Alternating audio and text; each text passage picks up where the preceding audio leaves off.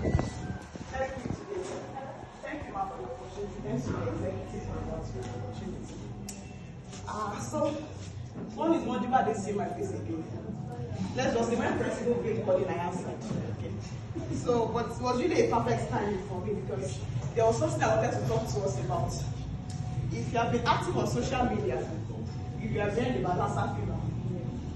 So, when President entered my chest, thank God, I was talking about Lassa fever. So, Lassa fever, what's Lassa fever?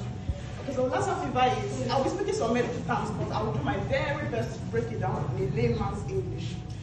So, Lassa fever is an hemorrhagic illness, a viral hemorrhagic illness. It's not caused by any spiritual attack or failure. It's caused by what? Rats. And there are different species of rats, okay? But Lassa fever specifically is caused by the mastomys species of the rats. Okay, so there are different species of rats, but mastomys is the target, is the culprit that causes Lassa fever. It's a viral hemorrhagic illness, okay? So how is it working? I'll just go straight to the point. I want to give us practical examples, practical applications, how we can prevent ourselves. Okay, so before I get to how we can, take precautions and all, let me talk about the epidemiology. Epidemiology for my science students basically means the spread, the outbreak. So currently now, we have NCDC, which is Nigeria's Center for Disease and Control, released a statement last week, or this Monday. So they released, when we have an outbreak in the country, NCDC takes charge and gives we medical professionals weekly updates so that we know what's going on in other parts of the states where we are not. So NCDC released their publication for this week, which is week 7, since the outbreak of the virus. And as at this Monday, we currently have 15 confirmed cases and 2 deaths. Okay, 2 people have died from Lassa fever. Okay, so the states that we have the Lassa fever now, as we speak now, this very minute, we have cases in Ondo, Edo, Bauchi, Taraba, Ebonyi, Benue. Okay, so, but yesterday night, I saw in the news, like around past 8 p.m., just saw in the news, Ghanaian newspapers, there is an outbreak in Kano State yesterday night. So I added that to my presentation. So as at yesterday, we have 1 medical worker died in Kano State, and we have 2 cases received in isolation centers in Kano State. So there's also an outbreak in Edo State, just in case I didn't mention it, to show you how important what I'm about to tell us is. Okay, so how is Lassa fever causing? What's its transmission? Okay, like I said earlier, it's caused by the mastomys species of rats. Okay, so transmission is primarily through blood, urine, feces, and bodily secretions. Blood, urine, feces, and bodily secretions. Okay, so let's say there are rats in your house, like rats playing on around.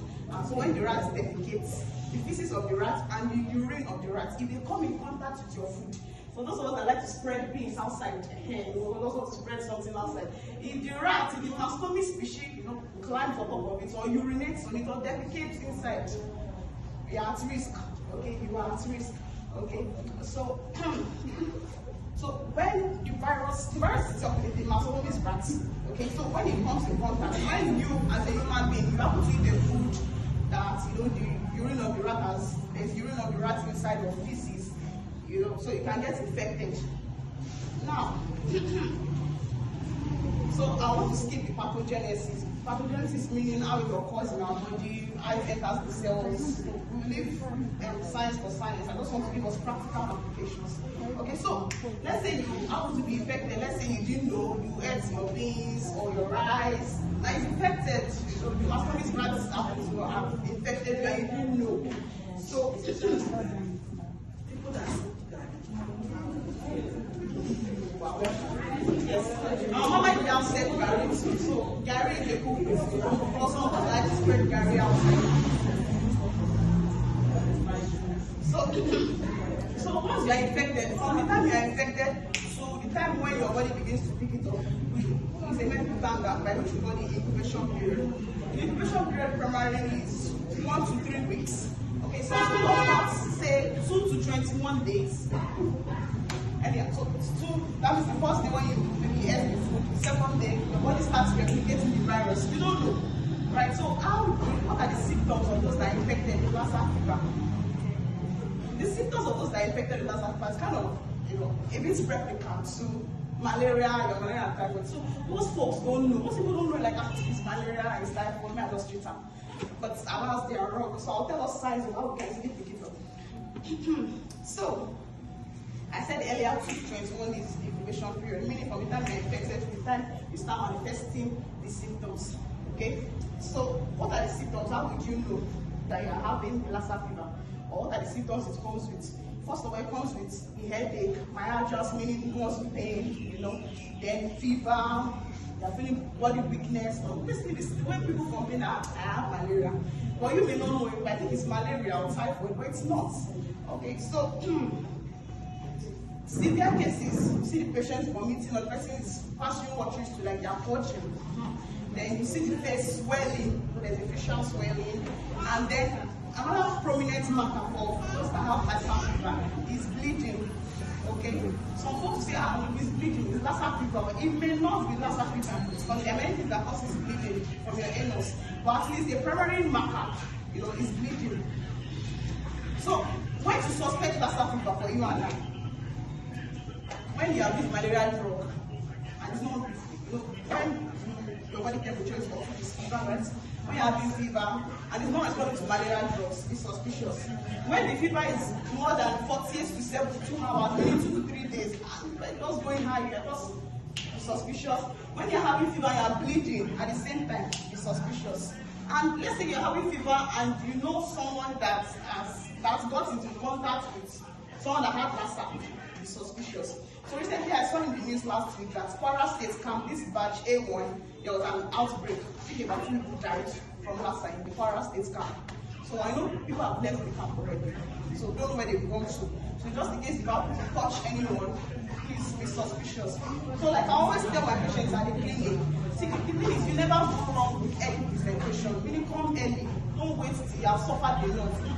Always come early. You are feeling uncomfortable. Just come straight, come to the clinic, come and see us. Early presentation matters because during the early presentation, we can give you some treatments that will easily, break down the fever and give you the immunity you need to fight against the Lassa fever. So how do we prevent? So if I come to the prevention, currently now we have a vaccine, okay, or a drug, vaccine for the Lassa fever. It's called ribavirin. But you remember this Nile story, the lady that was beaten by the snake. This is Nigeria, but let's just be realistic. Government is not really taking health as priority until somebody in their place dies. High risk individual. So I'm just saying, watch out for yourself, look out for yourself. I don't know if who's a general to ask you about it. I don't even know if HSC has a house. So people are saying, this virus, don't think that you're charge. Okay, this is not to say, one house please, this is not to say that when we have a Lassa fever case, of course we get it now, definitely. We get it because we have each of the 36 states of the country have infectious units. Okay, so these are their work. This is what they do. So they always respond within 24 hours, things start appearing. But like I always say, make sure you're not the scapegoat. Don't use your life as an experiment. Okay? So after we prevent Lassa fever, you and I, proper food storage. Okay?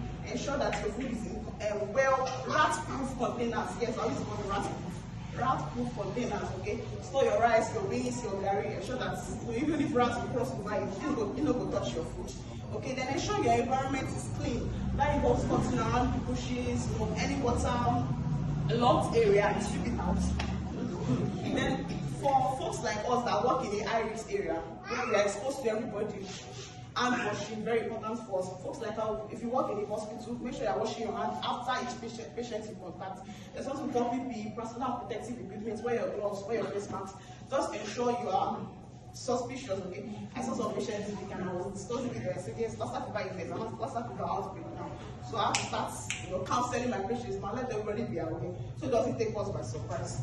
Then avoid contact with body fluids, okay? Body fluids, when people are sneezing and fast sneezing behind you, just try and keep a distance. You don't know who the person close to you have touched. Okay? Then there's anybody in your surrounding that is sick, please, that is sick, that has been suffering in silence, please just tell them to come to the hospital. Please, it's very important. So, like I said earlier, Lassa fever is not a myth, it's not a spiritual attack, no, it's a viral infection. Okay, it's caused by the Lassa fever, it's caused by the Masconis species of rats. Then there's a belief that only rural people, rural meaning like only local people or people in the village, me I think for 6 years, that's how cannot touch me. You are wrong, you can touch anybody. Okay. So another myth is, if I'm not bleeding, I'm not seeing any blood, so it's not Lassa fever. In some cases, bleeding may be absent in any presentation. So that does not mean that if I'm not bleeding about Lassa fever, I'm not. So you may also be wrong. So my take home, Lassa fever is real. People have died from it. We had a medical worker that died yesterday from it. Okay. So any symptoms of malaria of Lassa fever, like I said earlier, it mimics malaria. You don't think it's malaria, we don't have malaria. So any treatment saves lives. Any treatment saves lives. And then so somebody may be thinking that okay, so if I'm feeling somehow, which test can I do that will pick up the Lassa fever?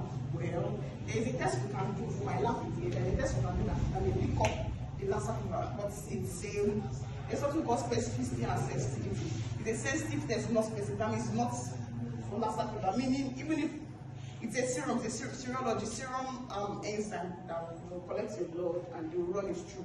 And I mean, it's quite expensive, very expensive. I mean, it's not a test that is routinely run in labs. I'm not even sure if you can run it well. Never can say never. But it's not a test that is routinely run, it's not a basic test.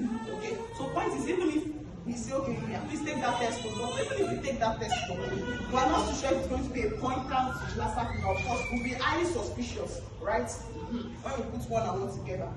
So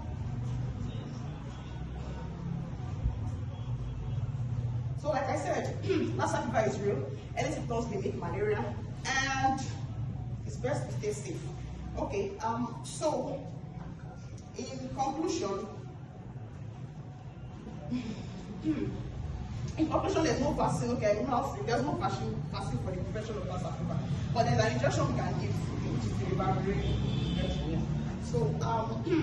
So patients with known or suspected Lassa fever have to manage the healthcare facilities, come to the clinic, see a doctor, and then body and body fluid specimens from patients with suspected Lassa fever should be considered highly infectious.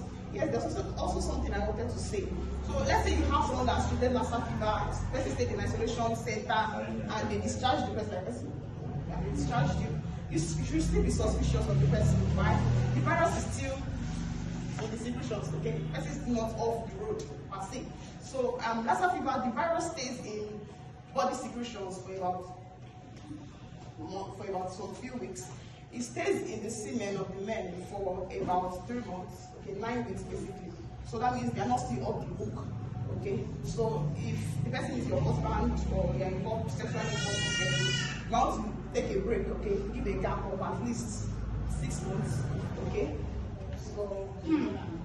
So in conclusion, a clean environment prevents infection. Awareness for Lassa fever is the first question to answer. Thank you for listening.